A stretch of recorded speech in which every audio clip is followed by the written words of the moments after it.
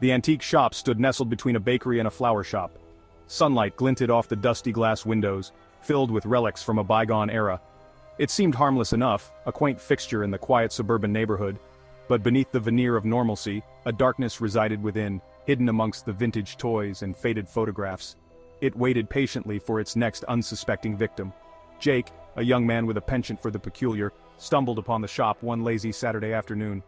He enjoyed the thrill of the hunt, of finding hidden treasures in unlikely places. The musty smell of old wood and aged paper filled his nostrils as he stepped inside, a symphony of forgotten scents. His eyes darted around the room, captivated by the sheer volume of forgotten trinkets and antique furniture. A chill ran down Jake's spine as his gaze landed upon it, a mirror, its ornate frame carved from ebony wood. It stood in the back corner, shrouded in shadows yet radiating an unnatural pull. He was inexplicably drawn to it, captivated by its dark beauty. The shopkeeper, a frail old man with knowing eyes, watched him approach. "Beautiful, isn't she?" the shopkeeper croaked, his voice raspy with age. "She doesn't belong here, this one. She's special." Jake, already entranced, barely registered the old man's words. He felt a strange connection to the mirror, a sense of foreboding mingled with an irresistible allure. He had to have it. Jake lugged the heavy mirror home, his heart pounding with anticipation and a dash of unease. He carefully placed it in his living room, its presence immediately changing the atmosphere of the room. The once bright and airy space now felt heavy, the shadows seeming to deepen around the mirror's ornate frame. He tried to ignore the unsettling feeling, attributing it to the shopkeeper's cryptic words. Night fell, blanketing the room in darkness. Jake sat on his couch, facing the mirror. He couldn't shake the feeling that something was amiss.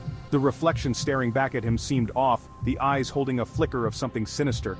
He blinked, and the unsettling feeling vanished. He shook his head, laughing at his own paranoia. It was just an old mirror, its quirks adding to its charm. He convinced himself that the flickering lamplight was playing tricks on his eyes. He got up and walked towards the mirror, determined to prove his doubts unfounded. As he drew closer, the feeling of unease returned, stronger than before. He could have sworn his reflection moved independently, a subtle smirk playing on its lips. He froze, his breath catching in his throat. The room seemed to grow colder, the air thick with a palpable sense of dread. He was alone, yet he felt an icy breath on the back of his neck. Days turned into sleepless nights. Jake found himself drawn to the mirror, both repulsed and fascinated by its eerie presence. Each time he looked into its depths, he noticed something different, something unsettling. His reflection no longer mirrored his movements accurately. One moment, it would lag behind, mimicking his actions a fraction of a second too late. The next, it would move independently, a fleeting smile or a raised eyebrow that Jake hadn't intended. Fear gnawed at the edges of his sanity, whispering doubts into his mind. He tried to cover the mirror with a sheet, to sever the connection he felt to it. But the sheet would always end up on the floor, as if pulled away by unseen hands. He tried moving the mirror, relegating it to a dark corner of his basement, but it would always reappear in its original spot, back in his living room, as if it had a life of its own. Jake was trapped in a terrifying game, his reflection mocking his growing terror. He was a prisoner in his own home, his every move watched by the malevolent entity residing within the mirror. The whispers started subtly, faint murmurs that Jake initially dismissed as the house settling.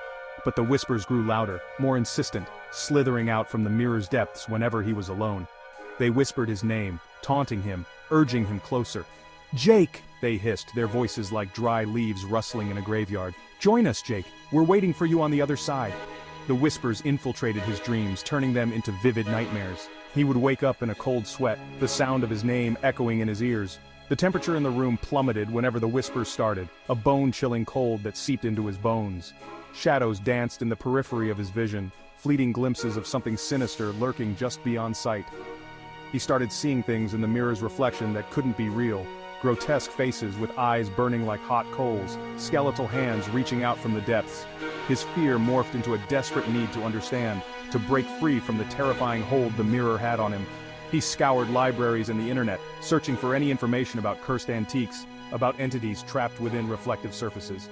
He needed answers, a way to stop the nightmare before it consumed him entirely.